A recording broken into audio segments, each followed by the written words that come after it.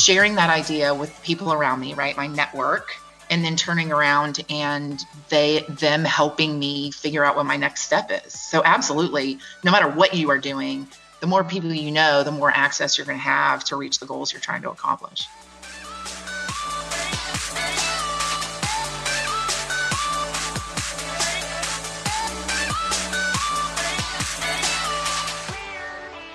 Welcome back to the Aging Entrepreneur Podcast. My name is Nick Hord. Happy to be hosting with Michael Ray today, and we have a special guest. We have Meaghan Chitwood with BNI Alabama. She owns the franchise for BNI here in northern Alabama, and she was recently, up until recently, working with BNI Global. Now she's back home working in the trenches with us here at BNI Local, and BNI is Business Networking International. And Meaghan, I'm not sure if you know this or not, but you taught my first training class in BNI. Thank you so much for having me. And I did not realize that. Who knows how many people I've trained over the course of the last 17 years. But thank you so much for having me. So, Meaghan, before we get started, I want to ask you to tell us one thing about you that nobody else knows. So I share some of these things with BNI. So there might be a BNI member who knows this because they've heard it. But all of the women in my family are all born on the first of the month. My mother is November 1st. My sister Eleanor is May 1st. My sister Caitlin is December 1st. And I am February 1st. Wow. Yeah, well, I was right. So we are terrible about remembering birthday dates because we only have to remember the month. We don't really have to remember the day. So it's kind of an interesting one. Well, and then my birthday is my dad's birthday. Oh, that's an interesting one too. Well, it's annoying too, right? Yeah, you have to share. Yeah, my dad's that? been sharing his birthday now for 33 years. So you have an incredible story of being an entrepreneur at heart. And I want to hear how you went from being an employee to owning a BNI franchise. Tell us your story. Okay, so I started as an engineer working for Chevron as a construction project manager. So I did industrial construction for a couple of years, and I went through this amazing class called Growing Power Teams for Leadership Success. Not to be confused with BNI Power Teams, it was just foreshadowing, I think. But anyway, but going through that, it taught us about leadership. And it was over a course of several months. We went through this training, and the trainer pulls me aside and she says, "You're not going to work for Chevron your whole life." And I kind of come from, my dad kind of worked for the same company for a really, really long time. My grandparents, obviously, that was the thing then. And so I thought like, this is going to be my full-on career. And she introduced me to entrepreneurship. And I read the book Cash Flow Quadrant by Robert Kiyosaki that talks about the employee mindset, self-employed mindset, business owner mindset, and investor mindset. And then how do you kind of shift between all of those? So all of that became the perfect storm of, let me see, like, maybe it would be fun to have my own business someday. And it was really strange because I was 23 at the time, and I had one goal, and that was, how do I contribute financially to my household and have the option of staying home with my children? Now, I didn't end up getting married until 30, so that was kind of a weird thing to be thinking about at 23. But that is really what got me into it, because after reading Cash Flow Quadrant, the only way you can really do that is by having a business. Couldn't even be really self-employed, but I thought, let's get self-employed so that then I can, at least put my foot in the water, and then I can move into business owner. And so I went to coaching school because Laurel was a coach, and that's who was kind of introducing me to the whole concept. And I thought, well, that's a fairly easy transition. So I went to coaching school, decided to become a business coach, interestingly enough, because to this day, I've still never taken a business class in my life. So I decided to be a business coach. And then while I was going through that training, they said to get clients, you have to network, because there's, you can't get a billboard and get coaching clients. And so it was back before Google was our primary search engine. I think it must have been a Yahoo search. And I did a Yahoo search on networking opportunities in Northern California, where I lived, and got a free report on all the networking opportunities. They were in alphabetical order, and BNI happened to be the first one because it started with a B. It was like the perfect combination of people and process.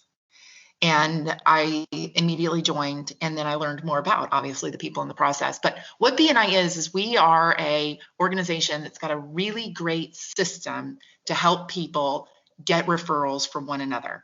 So it's building relationships, it's communicating effectively what you're looking for in your business, it's helping you learn how to communicate that really effectively. And then there's accountability and practice on how to actually give referrals to one another as well. So that's really what BNI is. We have a really great system of being able to do that, and we do it very, very effectively. And so we get business owners and sales professionals together and help them build their network and really work their network so that they can maximize it. I've heard it said by business leaders that your network is your net worth. Without a doubt. I mean, so this goes, and I'm going to say that is, if you're in the corporate world, if you are in nonprofits, if you're in business, yeah, absolutely. Because every success I've ever had in my life was an idea of where I wanted to go, sharing that idea with the people around me, right? My network, and then turning around and them helping me figure out what my next step is. So absolutely, no matter what you are doing, the more people you know, the more access you're going to have to reach the goals you're trying to accomplish. You know, it's so interesting that you were able to identify in your early 20s that a business ownership lifestyle is going to provide the flexibility and income where an employee may not have those same opportunities. You know, you wanted freedom, you wanted financial freedom, you wanted time with your family. It's just amazing that you were so young whenever you understood and developed this mindset. Tell me a little bit about that. How did you develop that? Well, and I honestly cannot tell you why I knew that. Well, okay, so maybe I can. So my mother was in law school when she got pregnant with me, and she decided she wanted to be a full-time mom. And so she left that. And then my sister was born, and then when my other sister was born, my mom was in nursing school. And so I watched her try and do these jobs and be able to do it. And every single time she got derailed from it. And if you really think about it, so I think that's the only thing that could have been the part that spawned me on, because I saw how much she loved being a mom as well. And so that's the only thing I could think of that otherwise I would call it divine. I have no idea why that idea popped into my head, but it was just one. Well, and then the other piece I think is that freedom is one of my highest values. Like, if you said, Meaghan, what would be the greatest day ever for you? It would be literally waking up and being able to do whatever I wanted, whenever I wanted for the entire day.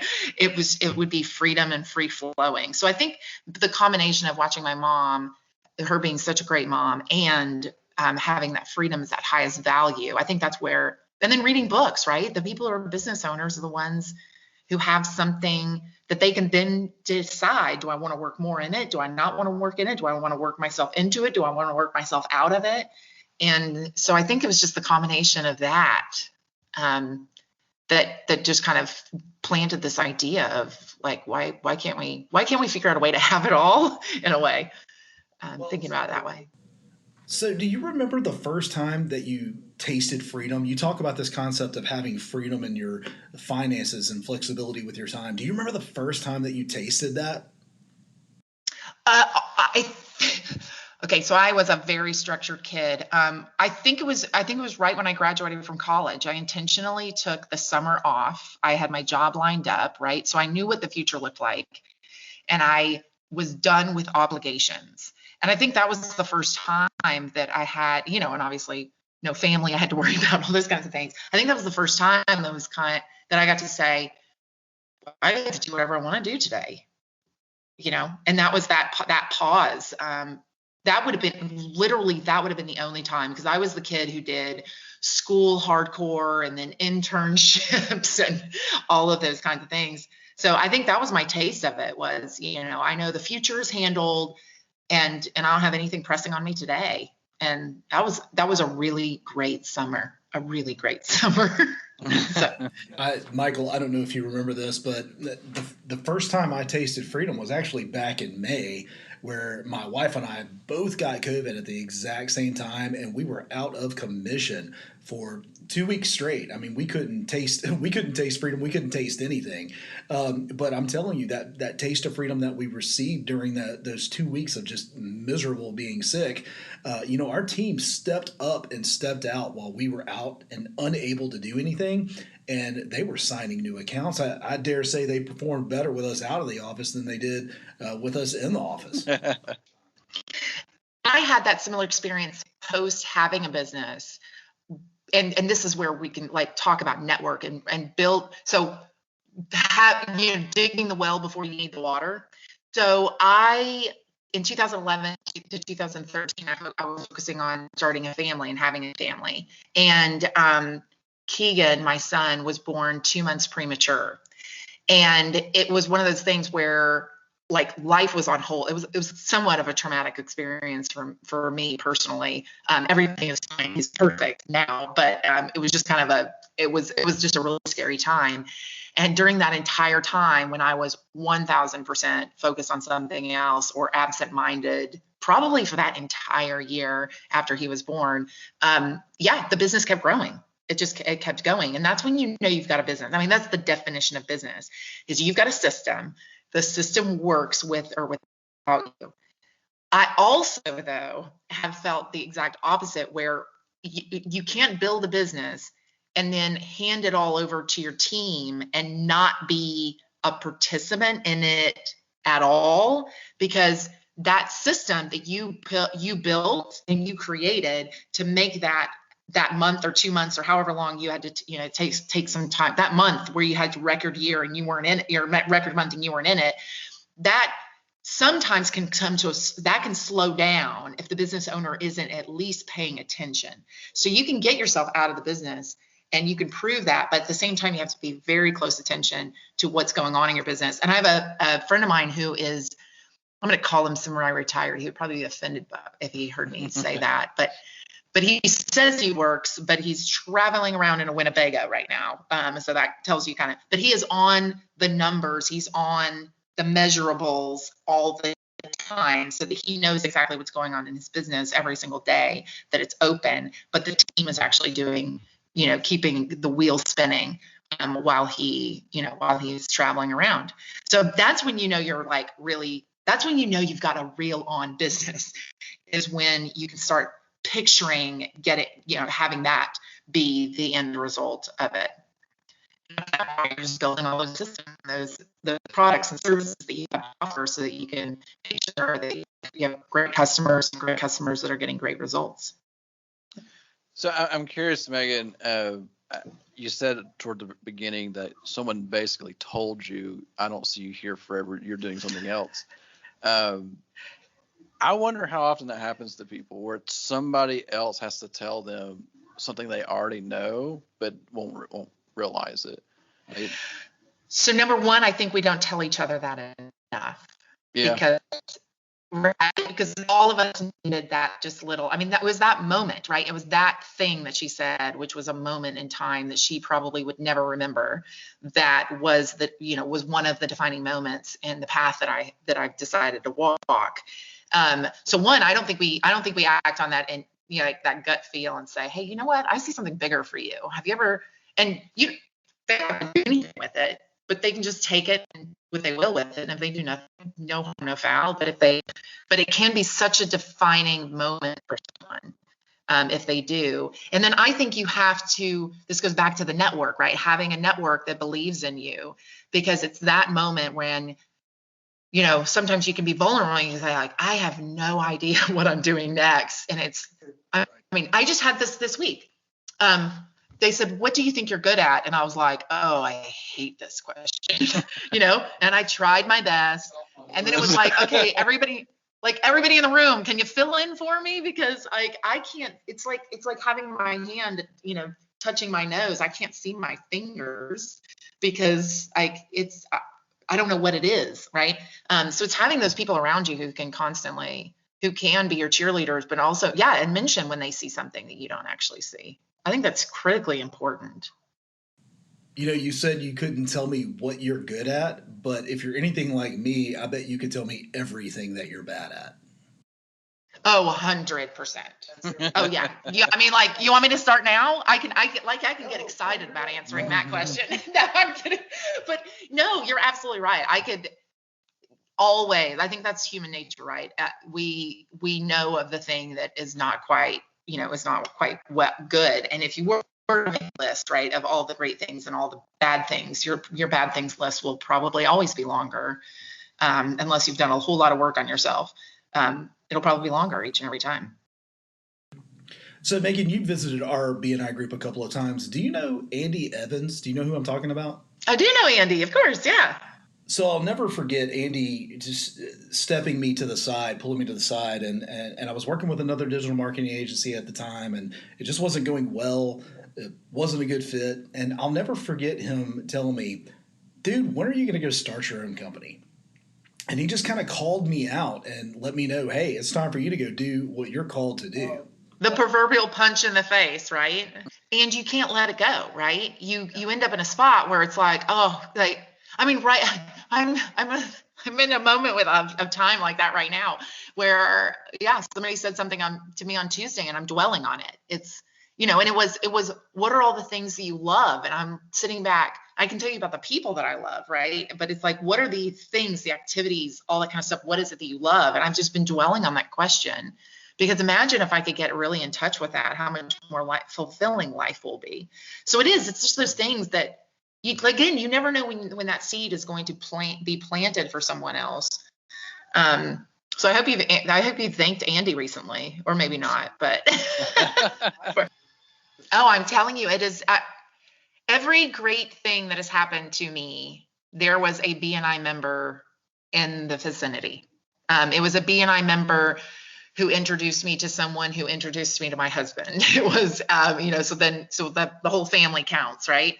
The house that I live in was obviously a BNI member was involved in that. The car that I drive, and like all of it. It's every promotions that I have gotten. I got the opportunity to work with the global office, and it was a BNI member who said, "Hey, Meaghan, I think you could do more. I think you could do more." And so I got to play around in that space for a little while. I would say arguably that you changed BNI while you were there. Some might say that. No, I did. I should probably own that. Yes, I changed the way we teach BNI. We changed the way people learn it as well. And it was a wonderful experience. But it also goes back to that freedom of having your own business, right? It became something that so many people were relying on me, that it became such a gigantic time. It took so much time. It got to the point where my children were looking at me and saying, "Hey, Mom, are you listening?" And I was wondering, like, why are they keep saying that? It's because I hadn't been listening for a really long time. And that's where I think having a business allows you to balance what you like. It helps you balance what you want in life. And I know we can say balance or harmonize or whatever, but it just allows you to say, you know what, I'm gonna right now, money's not as important as time is. I'm going to throttle back income potentially, or maybe not. I can figure out maybe how to do both, but maybe I need to throttle back income right this moment so that I can have more time, because there's this important thing going on in my life. And okay, well, now is a time where I can like really go for it, because everything needs to be cooking. And I mean, you just have the freedom to make those kinds of decisions when you have your own business. Oh yeah. Meaghan, so I have a couple of quick questions here. Trying to talk to our audience more, because they're in that boat of they're working a job, they think they want to start a business. So you went through that. Were there any particular fears or challenges that you were fighting toward the beginning that people could probably relate to, or anything along those lines? So I'm going to answer this in terms of like, if I were going to do it all over again right now, because the first time around, I didn't have a husband, I didn't have children, right? And this time around, I would have a husband and an 8 and a 9-year-old. So, perfect. So the first one is, it is going to take time, probably. And in my world, security is unbelievably important to our family as well. So it's not one of those things where it's like, okay, I can just totally cut off all income and just focus on this. So I think of it like childbirth, and I apologize to all the men who haven't had an opportunity to fully experience it, but some of you may have been able to watch it. So in childbirth, let's go with natural childbirth. In natural childbirth, there is that it is going to be the most challenging, sometimes excruciating time, right? But you also know that it's going to be a finite amount of it. And in the end, you're going to have a healthy, beautiful child laying on your chest in the end, right? So if you're going to really go for it and do it as fast as humanly possible, which tends to be my mode of operation, it's going to stink for a while. But if you can take every moment that you can find freed up to dedicate towards intelligently and strategically building your business, it's a finite time that you're going to go through it, and then you're going to have this wonderful thing at the end of it. So don't ever think it's going to be forever. It's not going to be forever. You're going to ramp up. It's going to feel super slow in the very beginning, potentially. But at the same time, if you can surround yourself with even a few really great friends to help you move forward, it will solve that for you. I was so unbelievably lucky that I joined BNI like out of the gate of starting my business. And I think a lot of people I've talked to recently are like, I'm not ready to start with BNI because I don't have an established business. And I would argue that's the best time to start with BNI, because you've got this group of people. This is my personal experience. I got this group of people. They're all, in my case, they're all older than me. So we can say all more experienced than me, right? If I was starting a business right now, they're all more experienced than me. Some of them I'm going to identify as amazing salespeople. Some of them are going to know accounting brilliantly. Some of them are going to understand business development and marketing. And all of them want to see you succeed. So even if you're brand new to business, you can surround yourself and be authentic. I'm brand new to business, and here I am, and here we go. But they have collectively probably every resource you need to be successful in your business. And they've all been through it, or most of them, like more than half of them will have been through starting a business on their own as well. And so when the going gets tough, they're going to be able to say, I've been there. I know this is what you can expect going forward.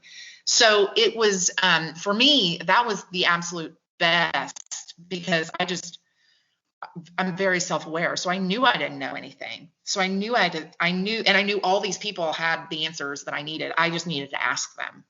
And so that is the biggest advice that I would take is say to people is it's not going to be forever. Hustle. So get as much energy up as you possibly can to hustle with as much free time as you can find. And then surround yourself with people. Obviously BNI is my favorite, but surround yourself with people that are going to really help you succeed. And it might not be referrals you're asking for in the very beginning. It literally might be, how do I set up my business? And that's what I'm looking for, is who can help me get all of that set up. And there's an attorney in the system, and there's an accountant in the system, and you've got everybody you need right there. Yeah, I would say we harp on in the podcast about how you have to surround yourself with good people. You are not the answer to everything. There are relationships that are key to help grow your business and keep it alive. But yeah, I think BNI is that purpose. Like if you don't know where to start, you start in a BNI, and chances are all your answers are there. You just have to ask. Absolutely. So there are probably 2 or 3 or 4 things that you may be amazing at. But tapping into your network, these other folks that can see your blind spots and show you where they can help fill in the gaps. That's where this network hole comes in. I may be a really good marketer, but for me to find somebody who is really great at accounting, I don't need to master that. I've got a network of people who can help me in that area.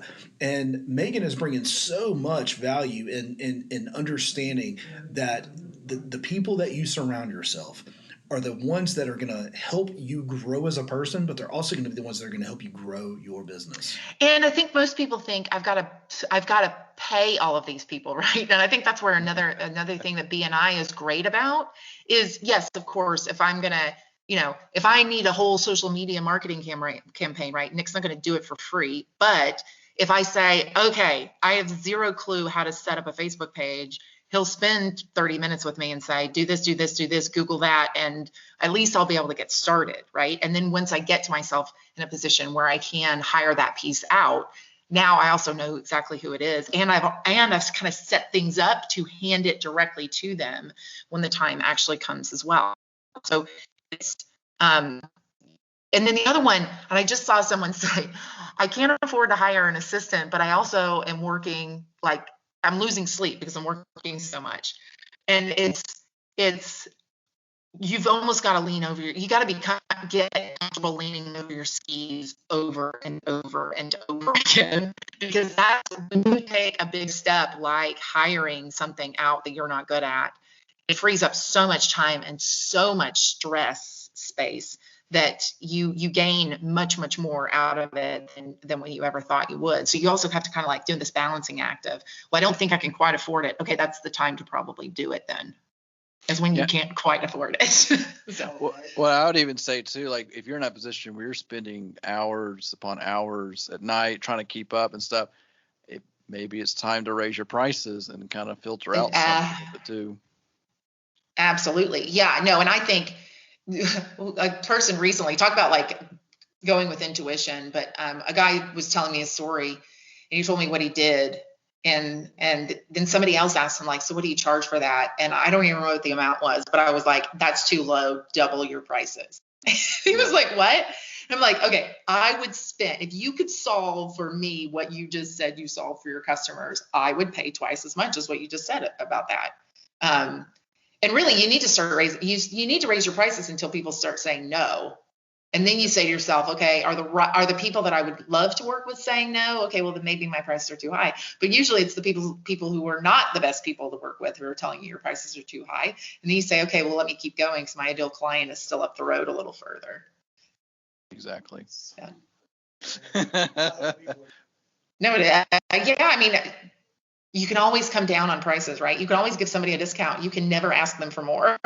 Exactly. So, it's $1 million. Why can't I afford $1 million? Okay, all right, we'll do it for 5,000. You know what's funny is for the very reasons we're talking about right now, we just went through a price increase and we saw some clients come off. We haven't lost any clients this year up until the point where we did a price increase. And it's kind of like BNI. We talk about givers gain. But what we found is that we would raise the price in one area and somebody that we weren't expecting to come off wound up canceling services with us who didn't get a price increase. And it's just this weird circular pattern where we had to do a price increase and we lost some clients because of it.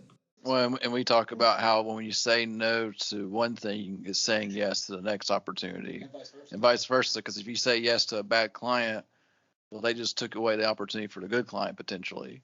So, well, the other one that I'm sure, because we're kind of both in the marketing business, right? Just two different sides of it. And the other one is they probably have no idea what kind of value you are actually providing. And once they realize it because it's not there anymore, they'll come back if you remind them that you exist, right? I mean, that's what I say about BNI all the time. People have this misconception that I can go away and the relationships will stay the same. Well, part of building relationships and maintaining relationships is consistently seeing people and consistently connecting with people. So after a month of you not being around anymore, I'm probably going to forget you, which is why you want to consistently be contacting everyone in your network. But it's also nice to ping them after they realize that and say, hey, if you ever want to come back, you're more than welcome. We missed you, right? Because it's having that context. Sometimes we have no idea what we've got until it's not there for a little while, and then we realize that's it. The thing. Yeah. Okay, as we wrap up today's podcast, let's take just a minute and talk to the listener real quick. Meaghan, what advice would you give to the person maybe sitting in their car, maybe sitting in their office, they may be jogging on a treadmill, but they know that they're meant for something more. They have this entrepreneurial spirit, but they're trying to overcome fear. They're trying to overcome their mortgage. They're trying to overcome whatever's holding them back from transitioning from where they are today to where they want to be in their future. What advice would you give to those people? Action breeds success. So one of the things that I always say to myself is, don't stop moving. Don't stop moving. If I don't stop moving, then I will continue to find the next thing that I need to do to be successful. So let me back up. we were to answer this question. All right. So what I would do, one, I want to find something you absolutely love, because again, when I related it to childbirth, right, it can become excruciating at times. And if you do not love it, you will want to quit it. So make sure that you are moving into something that you're not just great at, but something you also love. As well. So that's one. And then two, really work on sharing what your dream and your goal is with as many people as will possibly listen to it, because they're going to help you. And then this is how I do it. I say, here's what I'm trying to accomplish. And if there's anything you can think of that you could help me with in order to make this come to fruition, please let me know. That then turns into, yeah, do this and that. So then I take massive action. And if I'm constantly taking massive action, then ultimately I'll be successful. And then when something doesn't work and it feels like it's not working, the next thing I would look at is, how many income producing activities are you doing? It's super easy to get involved in a bunch of operations and bookkeeping and invoicing, but how many income producing activities are you doing on a consistent basis? And if you can really prioritize those, everything else will work out. Listeners, Meaghan has dropped so many value bombs on this episode today. Take action. It turns into success. Choose what you love to do, because you can choose anything you want. You might as well love it. Share your dream with other people so that they can pour into you. They can show you your blind spots, and you can be more successful that way. And then take income producing actions, things that are going to have the income outcomes that you're looking for. Okay, Meaghan, is there a final call to action, a website, an offer to come visit a chapter? Is there something that you'd like to ask our audience to do as a final call to action? Yeah, so absolutely. So I don't care if you want to join anything or not. I don't really care. I want every person in Northern Alabama that is self-employed, sales position, or a business owner to have experienced a BNI meeting. So put it on your priority list. Go to bnialabama.com, or you can go, if you're outside of Northern Alabama, you can go to bni.com and search for a chapter near you. You can visit chapters and see which ones fit your personality and all those kinds of things if you do start getting serious about it. But I would just love to introduce you to our process, because our process can be used outside of BNI as well, even if you want to start smaller than what BNI offers. So visit bnialabama.com or bni.com and take action. Go visit a chapter. Grow your network. We're going to add these links to the show notes. Meaghan, what a pleasure having you on today. Thank you so much for coming and being a part of our first guest series. Thank you for that. Yeah, I really enjoy. I mean, I feel like, because I've listened to you talk at our BNI group and stuff like that, but literally every time I hear you talk, I learn something new. Like, I wish I could write down every nugget I've ever heard. It's weird how I sit around and just like think of things and try and simplify and all that kind of stuff. So anyway, I always seem to have what the audience needs at the right time. So thank you for that. I do appreciate it. And this has been an absolute pleasure. I'm so passionate about people starting their own businesses, because it is just so nice to have complete control of your life professionally. And I think it's a thing that I wish upon everyone who is ready to take action and make it happen. Well, thank you again, and hopefully we can get you for a future episode. Yeah. Would love it. Yeah, absolutely. Okay. Bye-bye. Bye.